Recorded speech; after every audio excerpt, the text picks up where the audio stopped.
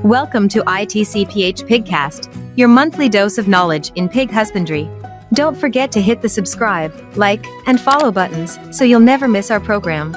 Now, let's dive right into today's episode.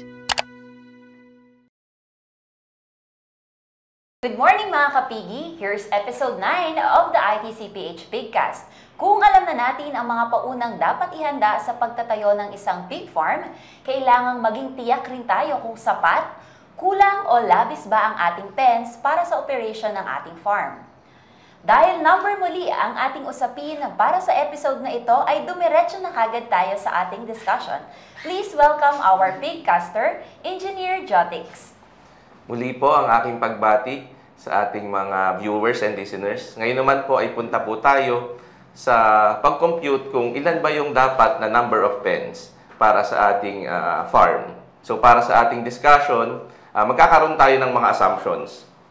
So dito, kailangan natin malaman ilan ba yung number of gilts pen, dry and pregnant pens, farrowing pens, nursery pens, at syempre yung ating finisher's pen. Ayan, so dahil nabanggit ni Engineer Jotix ang ating assumptions, ano ba yung ating assumption for this episode, Engineer? Okay. So to start po, i-assume natin na meron tayong 60 sow level na farm. Okay. So usually naman kung ano yung assumptions natin, ito yung target ng ating farms. So dito pumapasok yung tinatawag natin na litter index. So para sa ating litter index, 2 yung ating gagamitin. Okay. Para naman sa winners per farrowing, 10 heads, no? Same din dun sa finishers per farrowing natin, 10 heads din. Para naman sa ating culling rate, 35%. Okay. So itong culling rate natin, syempre sa pagtagal ng panahon, kailangan nating mag-replace, no? So nakadepende rin na rin 'yan sa performance ng ating mga inahin. Yung selection rate naman natin, 80% yung ginagamit natin. So yung syempre dahil may kinal tayo, kailangan natin ng replacement gilts. And hindi naman lahat ng gilts na ipapasok natin sa farm ay papasok dun sa criteria natin o dun sa standard ng ating farm. So, yung next natin is yung retention rate natin. So, assume lang natin na 100%.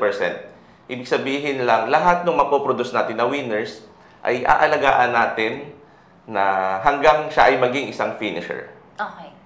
So, merong mga farms, ibig sabihin na hindi 100% retention. Yes, ma'am. Ibig sabihin ba nito, ang ibang pangbenta ay finisher, ang ibang pangbenta ay breeders? Ganun ba? Pwedeng ganun, ma'am. Or piglets? Yes, pwede naman. Meron din po kasing tinatawag tayo na winners production. So, hanggang winners lang yung kanilang inaalagaan. Yung iba naman, ang ginagawa, 50% yung retention rate. Ibig sabihin lang, 50% ibebenta nila as winners. Then, yung 50%, sila yung magpapalaki para mabenta nila as finishers. Okay, sige. Meron din tayong tinatawag na occupancy period. So, dito sa ating occupancy period, ito lang yung number of days na inilalagi o itinatagal ng ating mga baboy. Depende sa kung saang growth stage sila o depende sa kung saang pen sila naroon. So, unahin natin yung tinatawag natin na farrowing rearing pen. So, dito sa ating farrowing rearing pens, may total period of occupancy tayo na 51 days. Okay. So, ano-ano ba yung 51 days na to? So, yung 7 days dito, yun yung acclimatization period. So, ibig sabihin lang, 7 days before farrowing o bago manganak yung ating inahin, inililipat na natin siya dun sa farrowing rearing pens natin. Then, meron tayong 30 days na lactation period. No? Meron din tayong 7 days na rearing period. Yung rearing period naman, ibig sabihin lang nito na pagkawalay ng ating inahin, may iwan pa yung ating biik Yes. dun sa ating farrowing rearing pens ng 7 days. Then, yung usual natin na cleaning and disinfection na 7 days. So, dito sa cleaning and disinfection natin na 7 days, kasama na dito yung pinaka-rest day nung ating mismong pen. Okay, so in total, 51 days. Total 51 days. Okay, ito ba yung standard or nababago din? Pwede siyang mabago. So, ito nga, sabi ko nga, nakadepende sa assumptions natin o dun sa target ng farms. Okay. Pwede rin na depende to sa management ng farm. Kasi pwedeng may mga farm na hindi na nila iniiwan yung mga biik. So, wala na yung rearing period pag ganun. So, pwede siyang mabago. Depende sa practice. Depende sa practice, depende sa management ng farm. Okay. So, punta naman tayo sa ating nursery pens. Ano ang ating occupancy period para dito? So, para naman sa ating nursery pens, meron tayong 37 days na total occupancy period. So, yung 30 days para sa nursery period and yung 7 days naman, doon pa rin tayo sa cleaning and disinfection. Okay, so madali lang yon. Yes. Ngayon, pagpunta natin sa fattener's pen, ilang days naman ito? So, para sa ating fatteners or finishers pen natin, meron tayong total occupancy period na 120 days. So, paano naman natin ito nakuha? Meron tayong tinatawag na fattening period. So, makukuha natin yon sa pamamagitan ng formula na age at market minus age at start of growing. So, nakadepende yun sa kung ano ba yung target natin na ilang days ba natin sila bago ibenta. Okay. So, for example, 180 days yung ating age at market o yung target market natin para sa ating mga finishers. Then, minus age at start of growing, which is 67 days. Okay. So, magkakameron tayo ng 113 days. Then, again, another cleaning and disinfection na 7 days. So, total period natin ay 120 days. Okay. So, sana nakuha yan ng ating mga listeners. And, pagdating natin sa Gilts pen, paano naman natin ito bibilangin? So, sa Gilts pen naman natin, meron tayong rearing period. So, yung rearing period lang natin is 2 months. So, total yan, or equal yan sa 60 days. Then, plus, tayo ulit, cleaning and disinfection na 7 days. So, total period ulit natin ay 67 days. Okay, so madali lang ulit yon. And then next, we have yung ating dry and pregnant pens. So, para sa ating dry and pregnant pens naman, ang formula naman yan ay 365 minus occupancy ng sow sa ating farrowing pen. Then, multiply lang natin sa litter index. So, kung maaalala nyo, kanina yung ating litter index ay 2. No? So, 365 minus 37 times 2, which is 74. So, 365 minus 74, meron tayong 291 days. Okay.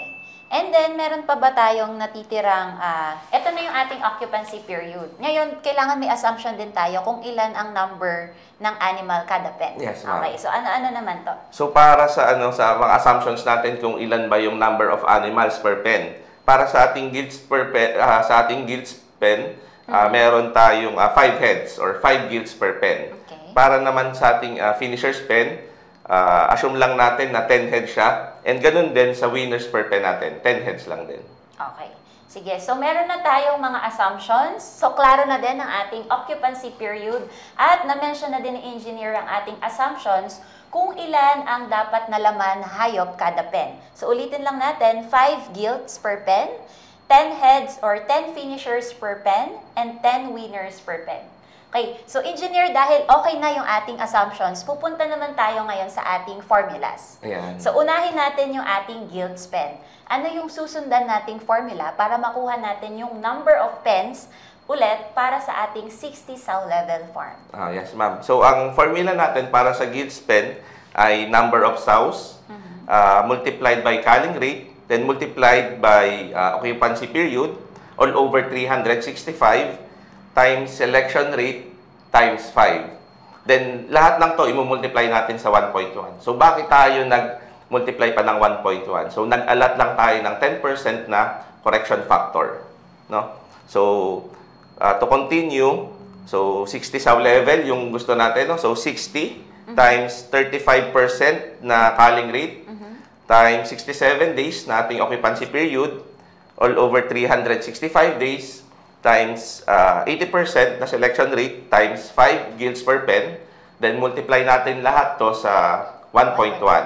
So, yung makukuha natin dito is 1.1 or approximately 2 pence. So, 2 gilts pen para sa ating 60 sow level farm. Yes, 2 So, gilts pen na kaya mag-accommodate ng 5 heads per pen. Okay, ayan. So, clear tayo dyan. So, madali lang siya, engineer, no? Yes, ma'am. Basta meron na silang assumptions, ilalagay lang nila sa formula and makukuha na natin yung ating required number of pens. Then, ma'am, add ko lang, no, kung mapapansin mo, sabi ko kanina, 1.1 lang, no? 1.1 pen yung na-compute natin. Then, ginawa natin ay 2. So, lagi lang tayong magra-round up. Okay. lagi i-round up lang natin, mapa 1.1 yan, 1.2 o 1.9, laging 2 pence. Okay.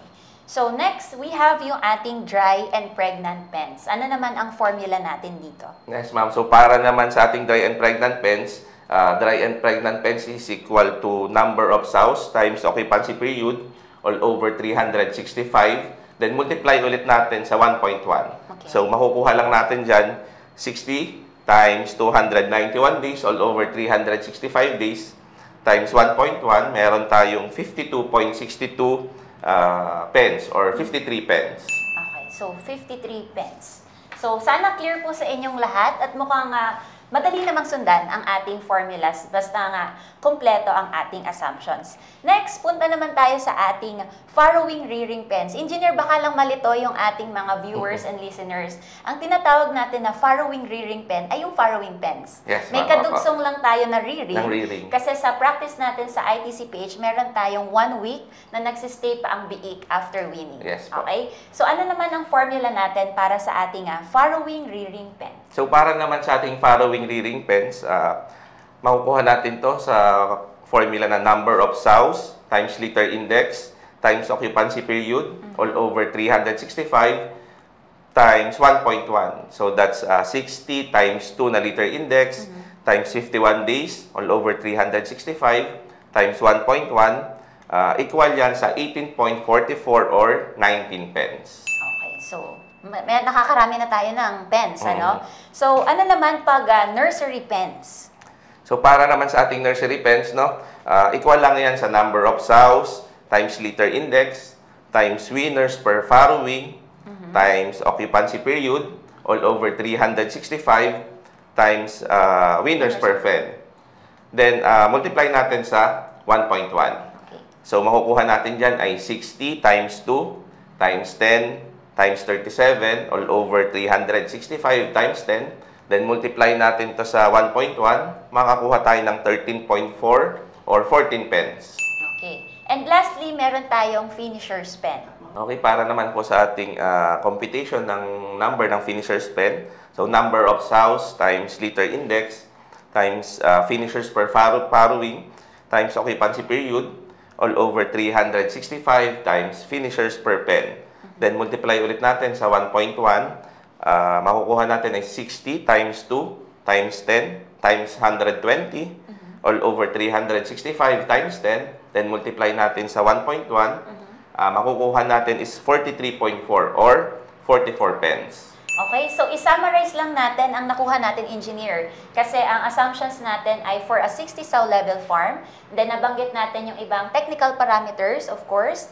Tinignan din natin yung occupancy period. And we come up with 2 gilts pen, 53 dry and pregnant pens, 19 farrowing rearing pens, 14 nursery pens, and 44 finishers pen. So, madali lang pala ang pag-compute natin sa ating number of pens. Pero, meron ba tayong mas madaling paraan ng pag-compute ng number of pens? Yes, ma'am. No? Meron pong na-develop ang ating information services dito sa ITCPH, yung tinatawag natin na pig pen calculator. Pero of course, dapat alam pa rin natin kung ano yung tamang assumptions or yung mga, tayo pa rin yung magseset ng targets ng ating farm. Thank you, Engineer Jotix. Malaking tulong ito sa mga naguguluhan kung ilang pens ang dapat nakahanda sa isang pagbababuyan. Ayan mga kapigi, sana ay naliwanagan kayo sa pagpaplano kung paano kayo magsisimula ng isang piggery dahil malaki ang gampanin ng tama at maayos na pabahay sa ating babuyan. Don't forget to follow our Facebook page, YouTube channel, and Spotify. For more information, visit our website. Interested to use our digital pig pen calculators? Visit our website www.etiitcph.com. Thank you mga kapigi! Until next time!